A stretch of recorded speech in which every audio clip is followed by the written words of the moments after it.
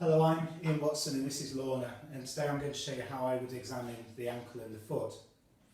I'm going to break that down into 5 parts. Excuse me. Initially I'm going to be looking at inspection, and then going to look at some function and some gait, and then going to look at range of motion, both active and passive, and then going to do palpation and then some special tests.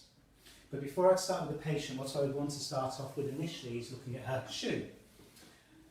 Looking for any abnormal wear that there may be on the sole, but also with regard to the foot in particular, looking inside. Is the insole the one that is meant to be with the shoe, or is it something that she may have bought and fitted because she's been finding that there's a problem and finds that an insole helps, or is it an insole that's been made for her professionally? I'd also want to assess how well the shoe fits. What's the width of the shoe like on the foot, and what's the length like, to look to see whether there might be any movement or any tightness of the foot in the shoe which may be causing an injury.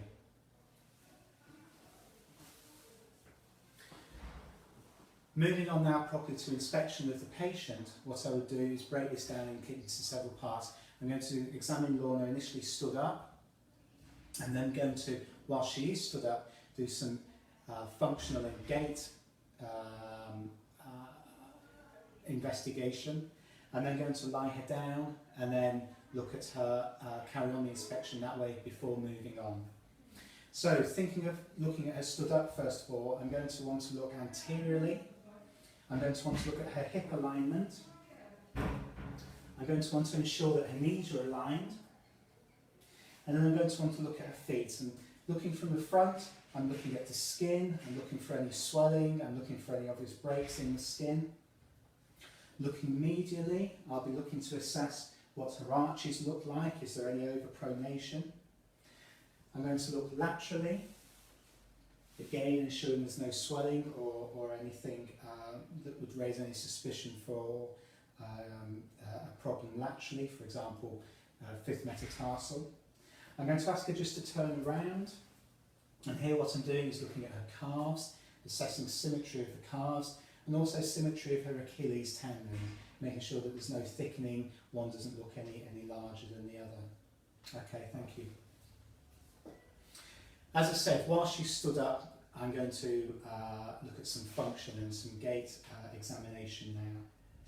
The first examination I'm going to do for that is a lunge. Now the lunge will allow me to look at dorsiflexion, obviously, and if there's pain on dorsiflexion, anteriorly I might be thinking of some anterior impingement. And the 2 ways I'm going to do that are going to be both a straight leg lunge and also a bent leg lunge. So initially, if you just do a straight leg lunge for me please, Lorna, that's great. And again, as I said, I'm looking at dorsiflexion, and then if you do the other side, thank you.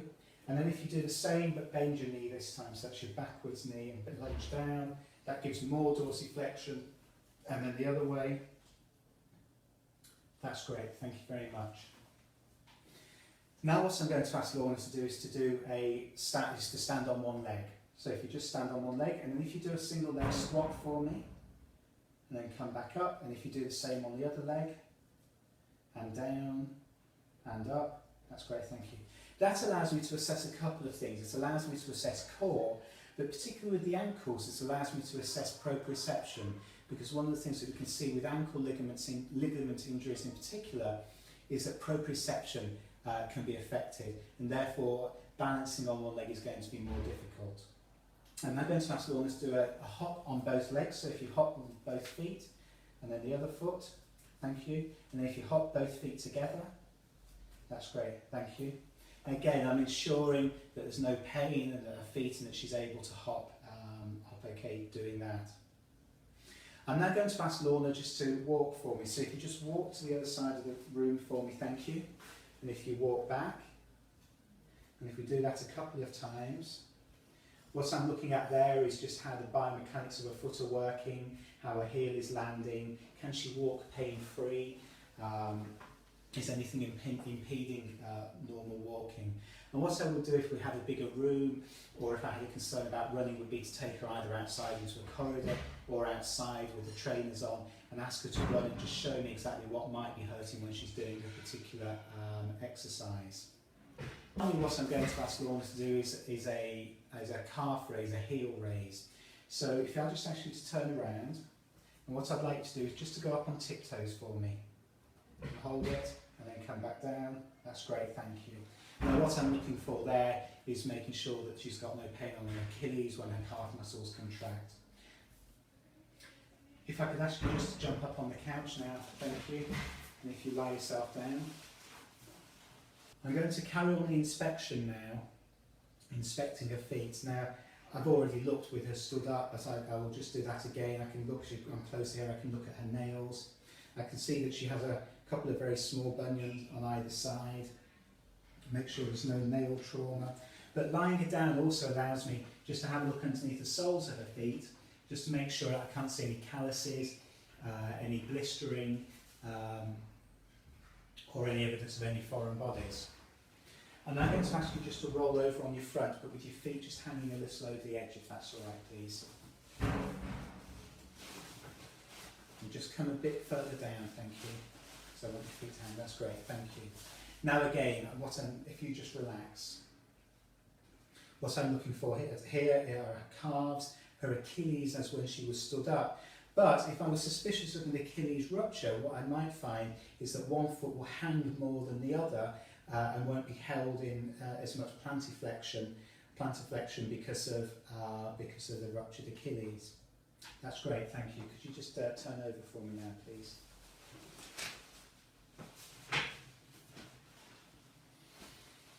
So, moving on to range of motion now, and as I said, what we're going to be doing is looking at both active and passive.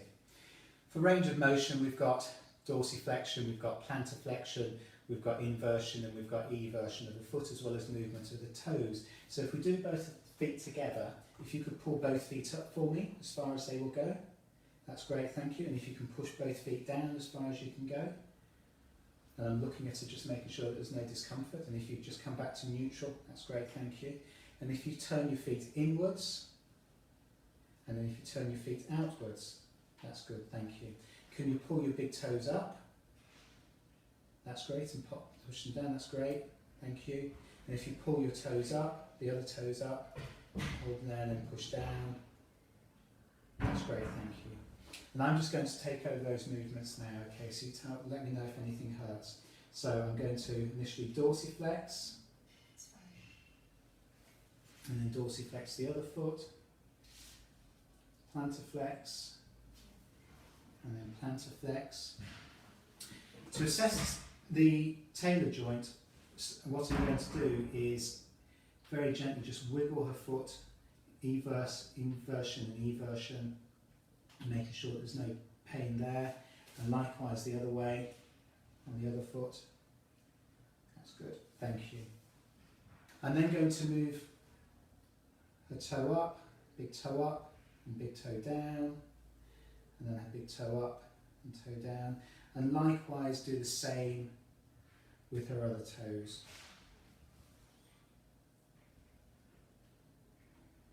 Thank you.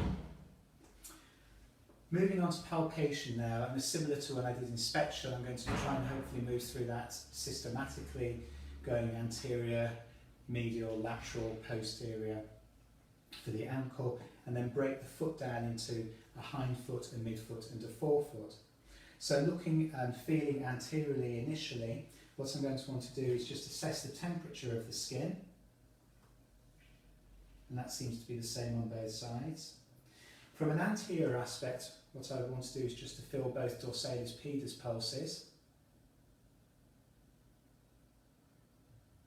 Those are there and that's okay.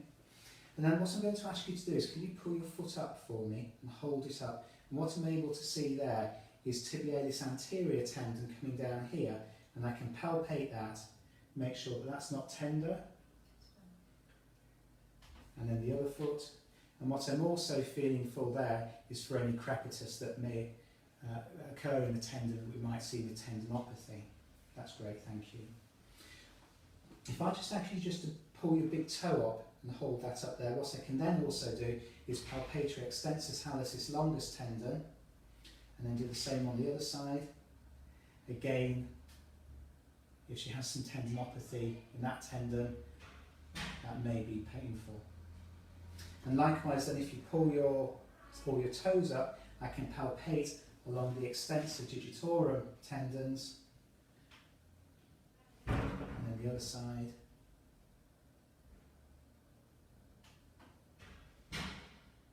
Thank you, that's great. Okay, good.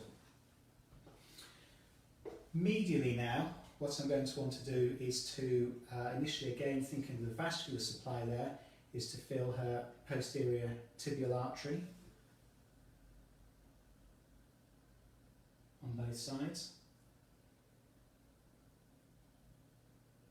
That's good. The deltoid ligament is the ligament that stabilises the ankle medially, so I will just palpate around the deltoid ligament to make sure that there's no pain.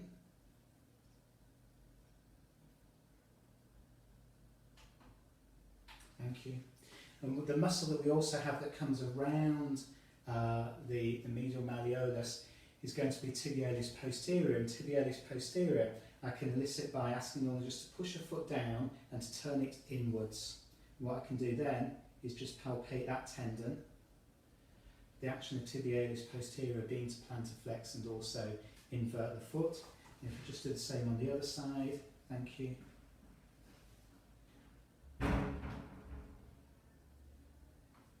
That's good, thank you. Right, if you just relax.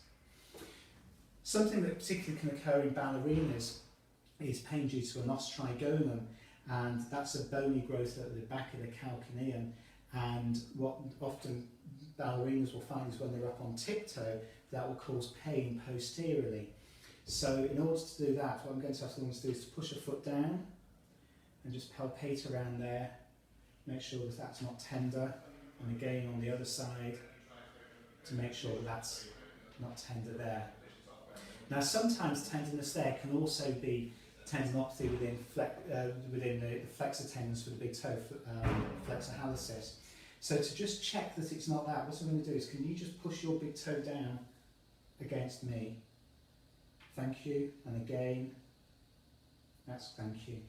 And sometimes if there is tendinopathy affecting that tendon, that will cause pain in a similar area, so it allows you to differentiate the two apart. Laterally, we have the fibula coming down, so we can palpate the fibula as it comes down to the ankle. And then the ligaments that we have around the ankle that I'll move on to the special tests for a little later on are essentially three main ligaments, and that's the anterior talar fibular ligament, the calcaneofibular ligament, and the posterior talar fibular ligament.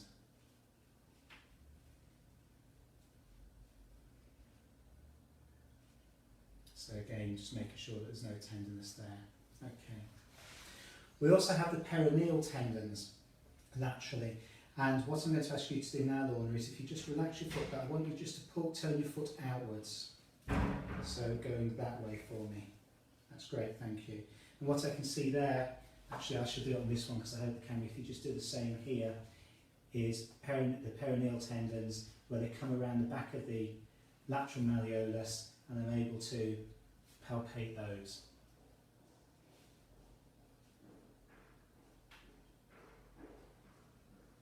That's good. Thank you. If I just ask you just to roll over again for me then, please.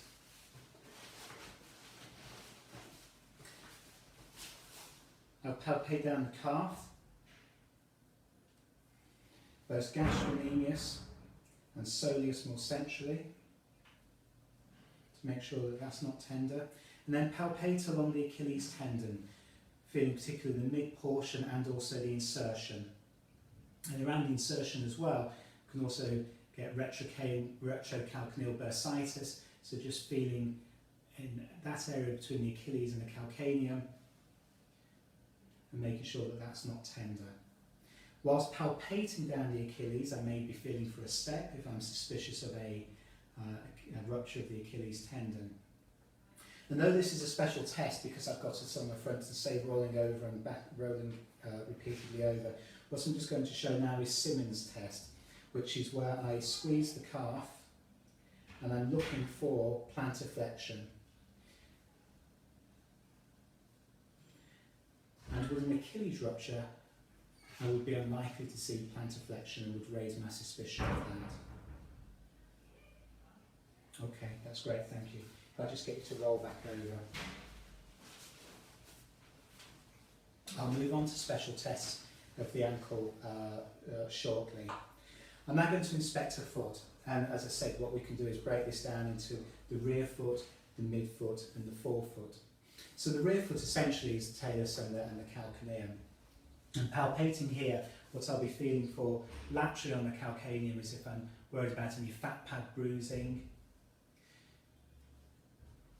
Moving around more centrally, might be suspicious of a calcaneal bursitis. And then medially along the line of the plantar fascia, which essentially is a strip of fascia that comes around here and inserts into the calcaneum. And that might be tender. And a test that we can do for that is called the windlass test, where if I just ask you to pull your toe up hard against me, in plantar fasciitis what we may find is pain radiating around that area. Another cause for pain immediately can sometimes be tarsal tunnel syndrome, and if I'm suspicious of that, I may also just want to test the sensation of the foot laterally just to make sure that there's no loss of sensation, which would raise a suspicion of that. Is that okay? Mm-hmm. Okay, thank you. The midfoot are the tarsal bones, and I'll be doing a test for the navicular bone a little later on. But what I'm going to be wanting just to examine here is to palpate where the bases of the metatarsals articulate with the tarsal bones. So palpating along there, and that's where I'd be thinking about something like a Lisfranc injury. So again, going along both sides, making sure that that's not tender. Another test I would probably want to do with the metatarsals as we move down the foot into the forefoot is to give a squeeze. Sometimes if we're suspicious of an inflammatory arthropathy, that could be positive, and it should make us suspicious of that. Carrying on, moving down into her forefoot, I then want to palpate around the bunion. Make sure that's not tender. And then palpate the heads anteriorly of her metatarsals.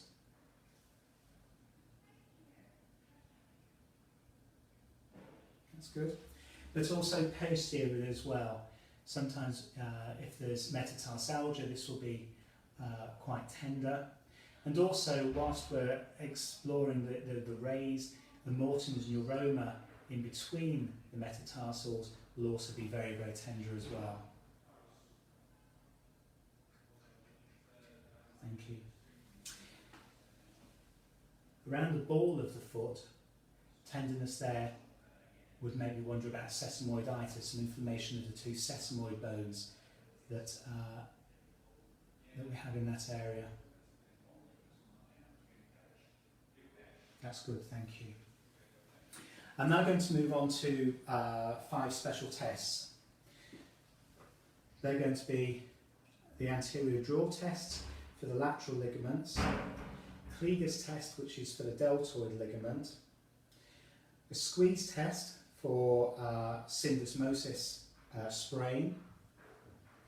I'm going to be doing a test for perineal tendon subluxation laterally, and finally I'm going to be palpating the end spot if I'm suspicious of a navicular fracture. So what I've done is I've just moved the camera and I've raised the couch just so I can show you how to examine the ankle ligaments. And we need to be mindful that there's lateral ligaments and also the deltoid ligament medially. Examining the lateral ligaments, what we're able to do is try and isolate those depending upon the foot position. And so to test with what's called the anterior draw for the anterior talar fibular ligaments, what I want to do is to stabilise the lower leg with one hand, whilst grasping firmly the calcaneum in the other, putting the foot into some plantar flexion and then drawing anteriorly, feeling for an end point and ensuring that there's not too much laxity. Again, I will do the same on the other side to compare the two. I'd want to put the foot then into a more neutral position, and again grasping and anteriorly drawing. This then puts more of a stress on the calcaneofibular ligament. And then finally into dorsiflexion, where I can test the posterior talar fibular ligament. Okay, thank you. So those seem to be okay. The medial ligament, we can do a test that's called Kliger's test. And again, what I'm going to be doing is grasping the lower leg here, but grasping the distal foot instead of the calcaneum. And I'll then dorsiflex the foot and evert it. So probably show you on the video easier than me doing that. I'll do both sides actually. So I'm grasping, dorsiflexing and everting the foot. Making sure that doesn't hurt, and also looking, as we did before, around ensuring that there is a definite end point and that there's not too much give. Okay, thank you. Whilst I've got the foot down here, what I'm now going to want to do is just show you how to examine for what's called the end spot. And this is where I can palpate the navicular bone. And if you just pull your foot up for me, where we have tibialis anterior coming down here, if I just feel just lateral to that and press, with a navicular fracture it might be tender in that area. To me it's a little bit like pressing in the snuff box on the wrist when you're suspicious of a scaphoid fracture. Again on the other side. Just doing that, that's fine, thank you. To test for a syndesmosis sprain, what I want to do is to work from the top down. Syndesmosis is the ligament that joins the fibula and the tibia together, and that can be sprained. And sometimes that sprain can radiate all the way up and then move out and fracture proximally at the fibula. That's called a Mason nerve fracture.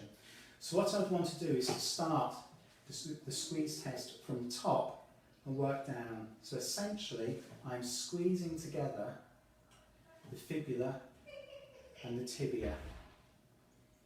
Coming all the way down, making sure that's not tender or painful, and doing the same on both sides.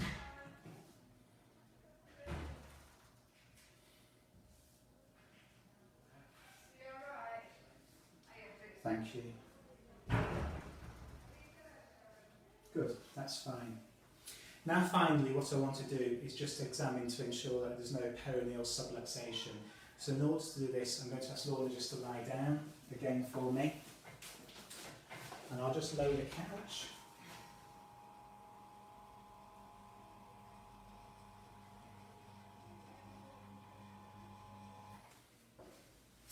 And what I want to do this is to have the foot in a neutral position initially, and then I'm going to dorsiflex and then ask her to evert the foot, and I can feel the perineal tendons there, and then just put it back and then do that again, and you just do that.